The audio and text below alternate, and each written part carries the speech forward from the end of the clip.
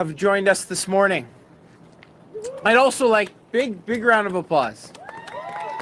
They built this province, the proud workers who've built this city. And I'd like to thank our incredible Ontario PC team here, Tony Francis, Andrew Dowie, and Anthony Liardi, who are incredible champions for this Windsor region. They're delivering in a big way for this community. Premier Ford and I are honored to join you here today in full view of the Ambassador Bridge, a testament to what we can achieve when we work together, a testament to the Ontario workers. Today we're coming together in the face of unparalleled challenges. The impact of tariffs will be felt the most in construction and manufacturing sectors. And in the face of economic uncertainty, we know that many of you have concerns. What's going to happen to my job? How will I be able to afford groceries and put food on the table? What does this mean for my children looking for their first job? While we don't have a crystal ball that can see into the future, we do have a premier that is squarely focused on protecting workers and Ontario jobs. He has helped guide us through challenging times before, and we know he will do it again. And when it comes to this premier, it's action, not just words. It's this premier that has invested more than $1.4 billion to train over 600,000 workers. Better training, better jobs. And it's this premier that has made the choice to not just invest in training, but in training halls. And he's backed it up by more than $76 million towards state-of-the-art training facilities and new equipment. But it's not just an investment in buildings. It's a bet on the people who bring these buildings to life. A bet on Ontario workers. And that bet is one we will make today, it's one we'll make tomorrow, and it's one we will make for 4 more years. And that's why, folks, we're here today to seek a mandate to protect Ontario workers and to protect Ontario jobs. Because when I look across this audience here, I see builders, I see doers, I see people who create something from nothing, who take an empty plot of land and turn it into a place to call home. People who harness the power of our resources to heat it and enable the infrastructure that connects all of it. People who make the parts that put together form the vehicles that take us to where we need to be. We will do everything in our power to protect you, the Ontario worker, because without you, nothing is possible. But together, we are undeniable and unstoppable as a province. Thank you, and I'd now like to introduce you to someone you know well, someone who will never stop fighting for the people of Ontario, someone we can count on to stand up for workers, to stand up for our province, the Premier of our province, and the next Premier of Ontario, Doug Ford. Boy, well, first of all, thank you very much, and I just want to thank you, David, first of all, for that introduction, but the work that you've been doing, making sure we work with our great partners in the trades and building more skilled workers around the province, and I just want to thank each and every one of you for helping out build our province, build our country, and I'll make sure you're always protected. I want to welcome my Ontario PC candidates. Andrew Dowie, your PC candidate for Windsor-Tecumseh. They're all champs, these guys. Anthony Liardi, your PC candidate for Essex. And Tony Francis, your PC candidate for Windsor West. And I can't wait to welcome Tony to Queen's Park as part of our Ontario PC team. Yesterday, I met with Her Honor, the Lieutenant Governor, who accepted my request to dissolve the legislature and call an election to be held on February 27th. I couldn't imagine a better place to start our campaign than right here in Windsor. And I couldn't imagine a better partner to start our campaign with than with the people of Windsor. And Mayor Dilkens wanted to be here today, but unfortunately he had a little family emergency, and we all know family comes first. So I just wish you all the best, Mayor, and I'll be coming back here again. But he's an absolute champion for this city and for his people, and I thank him for his support. In these uncertain times, I'm asking the people of Ontario for their trust. I'm asking the people for a strong, stable, 4-year mandate to do whatever it takes to protect Ontario. The people of our province like people across Canada, are facing unprecedented challenge. President Trump is threatening steep and sweeping tariffs that will devastate Canada's economy on February 1st. And I mean it when I say devastate. Hundreds of thousands of Ontario jobs are at risk, and not just factory workers, service workers, the great construction workers here, retail workers, everyday hard-working people in offices and factories across Ontario. When workers lose their jobs, entire communities feel pain.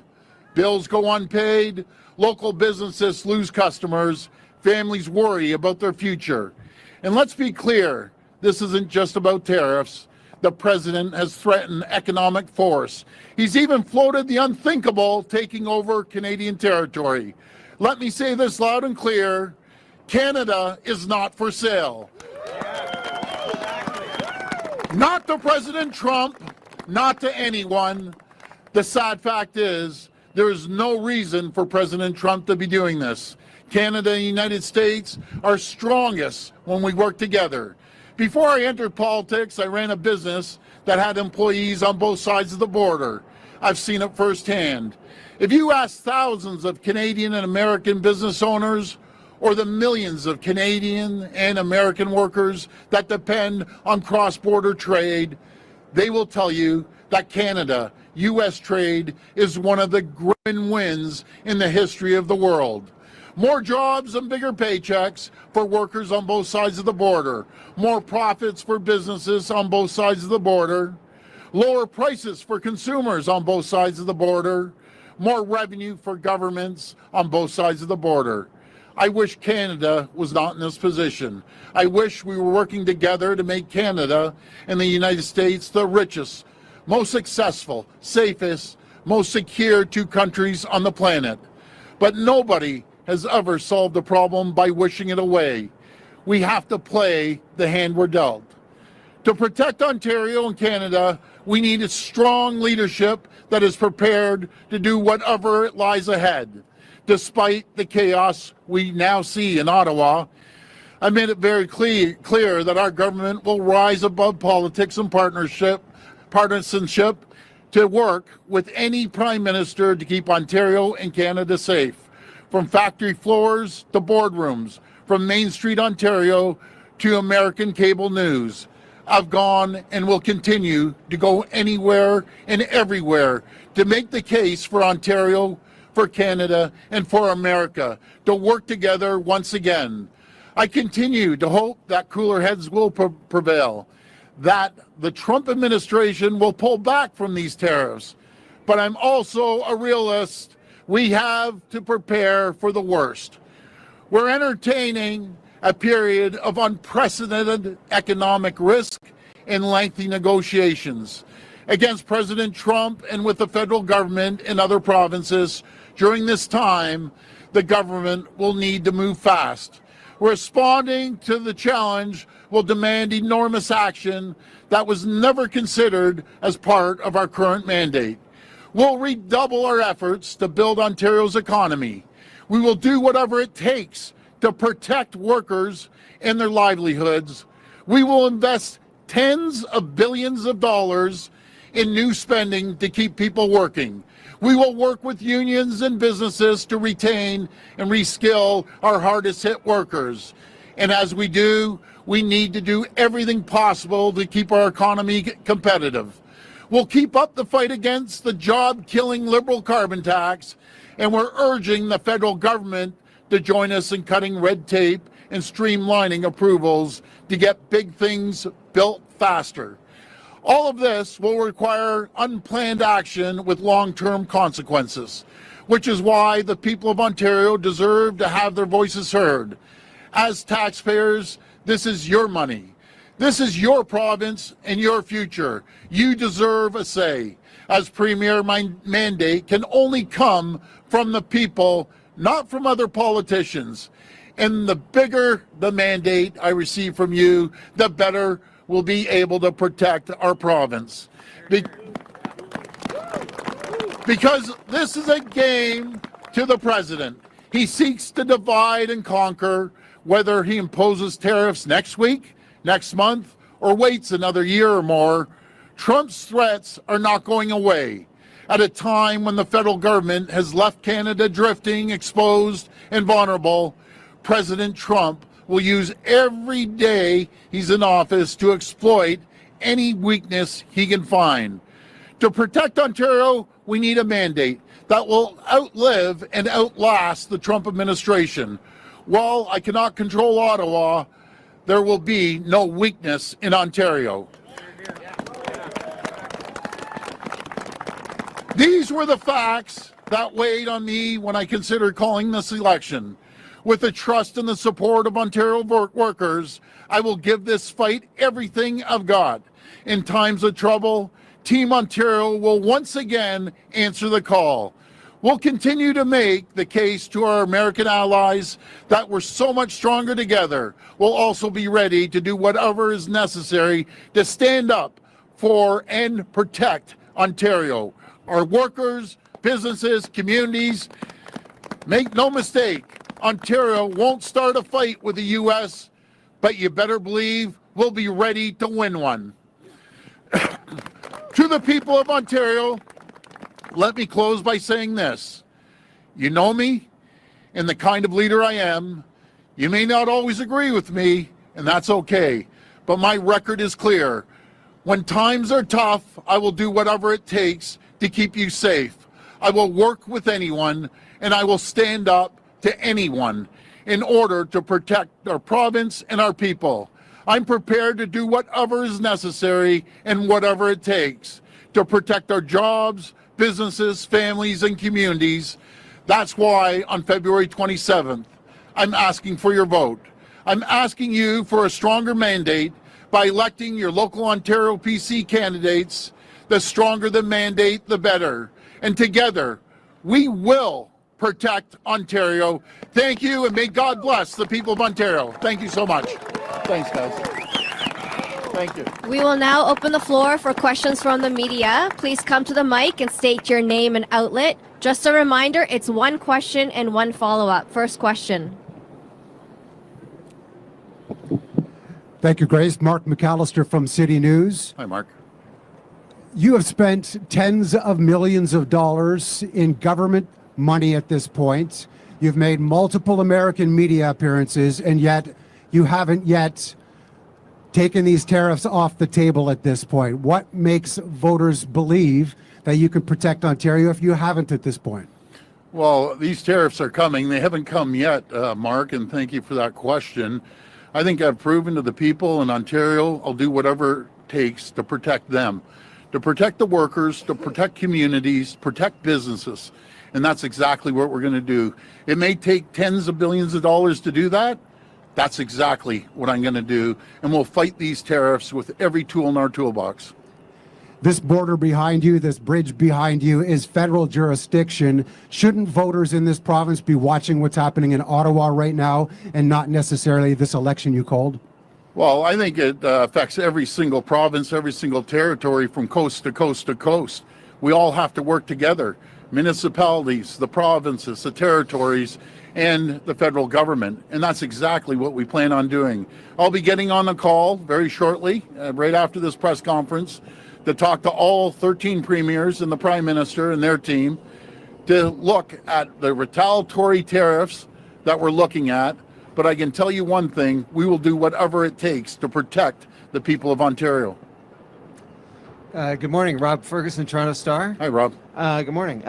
You boasted Friday and again today that you're the best candidate to protect Ontario from Trump tariffs, but the Financial Accountability Office revealed Monday that your convenience store beer deal is costing several more times than you promised, into the hundreds of millions. Why should voters believe you're better than Trump at the art of the deal? Well, first of all, I appreciate that question, Rob. You know, that's what the people want. We're the only jurisdiction in the world that didn't have it. This is about convenience. This is about creating tens of thousands of jobs in convenience stores and retail stores. And they don't put down how many jobs it will create. They don't put down the close to $1 billion of economic growth that we're going to see when we do this. I don't believe in big U.S. corporations having a monopoly on our beer. I believe that people should have a choice in the convenience. If they want to grab a beer at a grocery store while they're grabbing a steak, God bless them.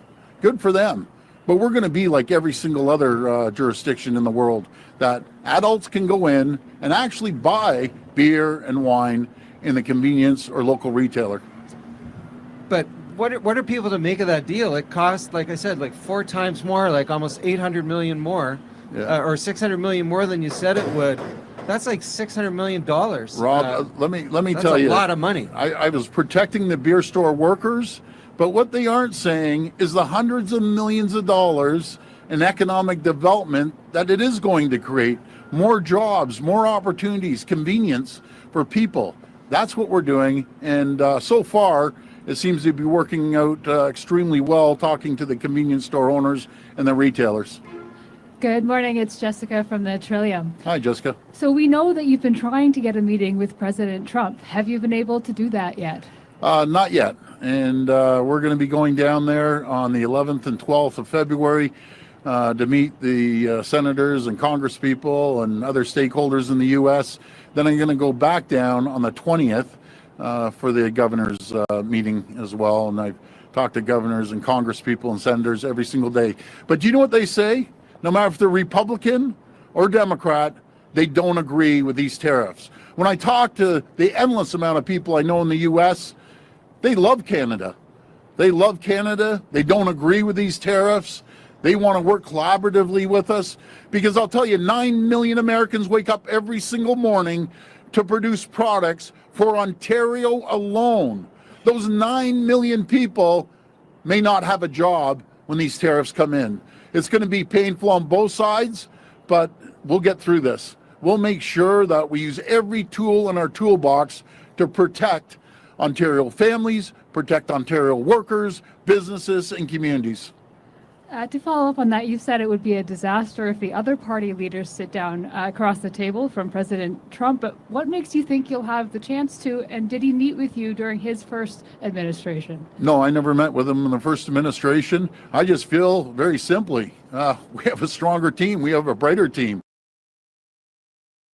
We have stronger leadership, and we'll sit down with the representatives, and if we have an opportunity to sit down with President Trump, we'll do that.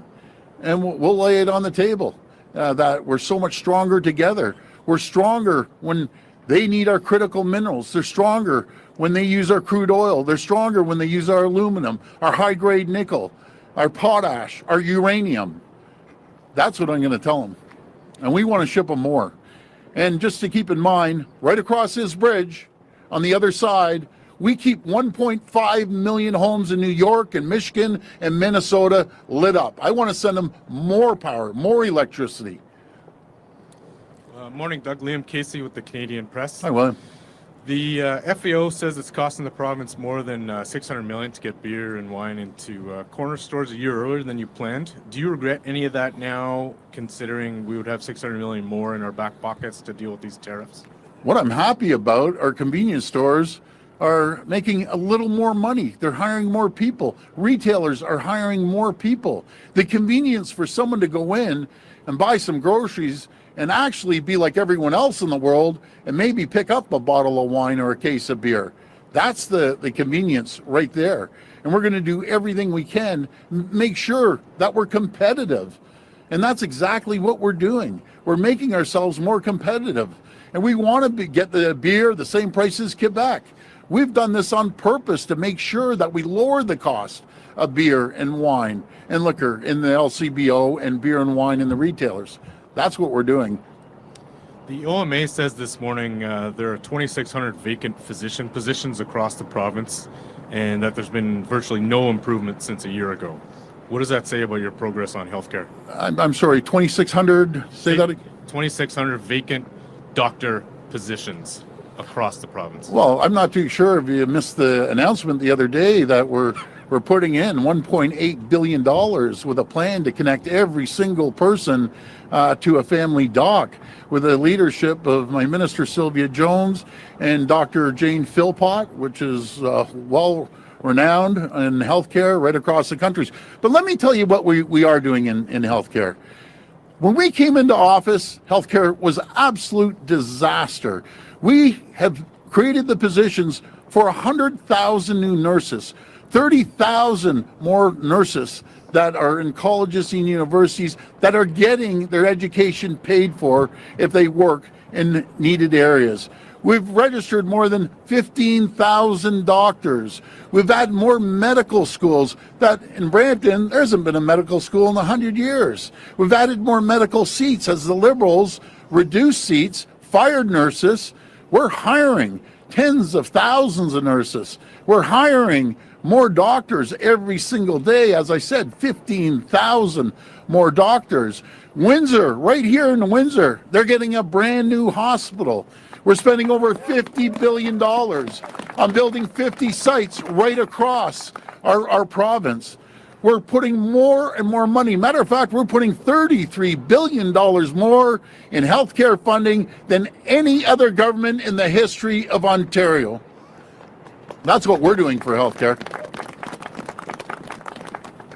Hi there, Mr. Ford. It's Chris Ensing with CBC News here. Hi, Chris. I got a question here. With tariffs supposedly coming on Saturday, what's the first step in this economic action plan that your cabinet discussed yesterday? How quickly will that be implemented? Well, first of all, let's see the tariffs come. And after our conversation with the premiers and the prime minister, we're going to put retaliatory tariffs on right away. But we have a strong plan to spend tens of billions of dollars. And until I see what areas and what sectors are affected, I can't just come up with an area that might not be affected. But once it comes, you'll hear loud and clear on how we're going to support the people of Ontario. Okay. The last election, there was a lot of focus on housing. Here in the City Hall, people are fighting developments they believe make areas unsafe, but they meet provincial standards. Yeah. The mayor has said changes to provincial policies have made it nearly impossible to deny developments that some neighborhoods oppose. What do you say to the homeowners who are fighting these developments at City Hall, who are told they're fighting an uphill battle because of your decisions? Okay, so which mayor are you talking about? Here in Windsor, Dilkins, he says it's nearly impossible well, to oppose some developments because of the tighter restrictions. Well, let me tell you something. He's one of the greatest mayors, one of my closest allies. We have given more money to Windsor to make sure that they have the infrastructure, the water that they need to build more homes. We've cut red tape and regulations across the province. Rather than taking 5 years to get a permit, now you can speed things up right across the province when it comes to permitting. We're standardizing permitting going across the province. We're putting billions of dollars into infrastructure to help build more homes a lot faster. We have the BFF fund, so if they hit their target, they get a massive check. Up to tens of millions of dollars if they hit the target. And Windsor's doing a great job, and I have 100% support for the mayor and all the infrastructure that we're doing around Windsor. No matter if it's widening Highway 3 or Lausanne Parkway or many other Banwell Parkway, we're investing like Windsor's never seen. Windsor was ignored for 30, 40, 50 years. With our great MPPs here, now Windsor has a voice. And it's amazing the tens of billions of dollars that we're putting into Windsor. Hi, Maureen with Blackburn News. Hi, Maureen with Blackburn News. Our local school boards are dealing with major deficits, looking at canceling special education programs. What's your plan for education over the next 4 years? Well, going to education, again, I'm going to say that this government has put more into education than any government in the history of Ontario. Well, the Liberal government was closing 600 schools. We're building hundreds of schools, and many right here in Windsor that they haven't seen ever. We're spending over $16 billion in helping. We have great schools, brand new schools, and supporting our students. That's exactly what we're going to do for education. We're going to continue investing in education. Not to mention, we've hired over 6,000 more educators throughout the province, and we're going to continue investing in education. But you know what? You can't invest in education, you can't invest in healthcare if your economy gets attacked. And that's why we have to protect the people, we have to protect the education system, the healthcare system. The economy pays for everything. When you have a terrible economy And under the Liberals and NDP, it was very busy at this border because over 300,000 people lost their jobs, and all you saw is taillights heading to the Ambassador Bridge to go open up. Let's look forward close to 7 years later. There's over 850,000 people working today that were not collecting a paycheck 7 years ago. So we've created the environment and the conditions for companies to come here and thrive and prosper and grow. And guess what? When that happens, their employees, their staff thrive, prosper, and grow because we're investing into the people, we're investing into businesses. And we have to make sure we protect those businesses, protect the people, protect the communities. I guess, buildings and all that investments are great, but what about the programming in them? They're canceling special education programs, leaving these special education children out without the resources they need. We've invested hundreds of millions of dollars for special education, unlike any other government. We're adding more resources. We're hiring more educators than ever before. Hi, my name is Pierre. I'm with French CBC, Radio-Canada, and my question is on homelessness. It's an issue here in Windsor. Shelters are close to be full.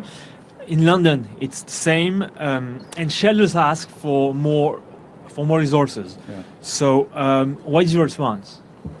Well, again, I'm going to keep telling you, there's never been more of an investment in homeless folks than what we've invested. We've given tens of millions of dollars into this area to make sure that we get their people shelter, we get them fed. But most importantly, we're spending tens of millions of dollars training them in many different categories, skilled trades, to get them back on their feet, that they can go out there and get a job and have a paycheck and have a rental condo. That's what we're doing. It's all about making sure we support these people and getting them back on their feet. The best thing we can do for them is get them a good paying job. This will be the last reporter. All right, I better make this a good one, eh? Bob Belichico, CTV News. Actually, this one's out of Toronto. I hear that the taxpayer rebate checks are bouncing at RBC. So I don't know if you've heard this, but any reaction to that? No, I something. I don't think checks RBC is the issue. But when you send out, I think close to 10 million checks to put back into people's pockets, addresses change. Unfortunately, some people pass away. They still have the information. So if you filed your taxes in 2023, then you're getting a rebate of $200. And if you have kids, they're getting $200, but you have to file your taxes in 2023. We do have a hotline set up for people that if they've moved or if they have an issue, they can call that hotline. But I'm getting endless calls thanking us for giving back the people's money. See, this is the difference between ourselves and the other parties. The other parties, no matter if it's Merritt, Stiles, or Bonnie Crombie, they believe it's their money. They believe that they should hike taxes. We believe differently. The money that we're giving back are the people's money. It's not our money. And we're going to make sure that we continue putting money back into people's pockets, no matter if it was reducing the 10.7 cents on the gas tax, and we're still waiting for the federal government to get rid of that terrible, nasty carbon tax, or making sure that we're getting rid of tolls and putting more money back into people's pockets, making sure we have one fare so someone can hop on the GO train, go into the city of Toronto, hop on the Toronto Transit, hop on the Mississauga Transit on one fare. We believe that when you put money into people's pockets, they're going to stimulate the economy. The worst place you could give your money is the government, because they know how to waste it, I'll tell you that.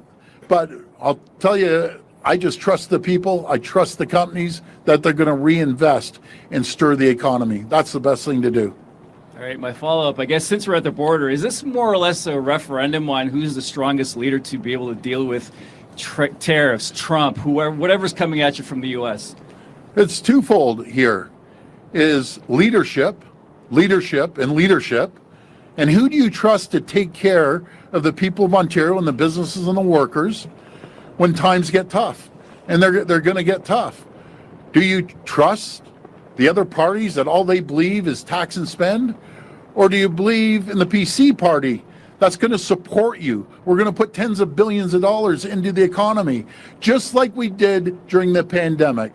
There's experience on one side with the PC party and zero experience with the other three parties.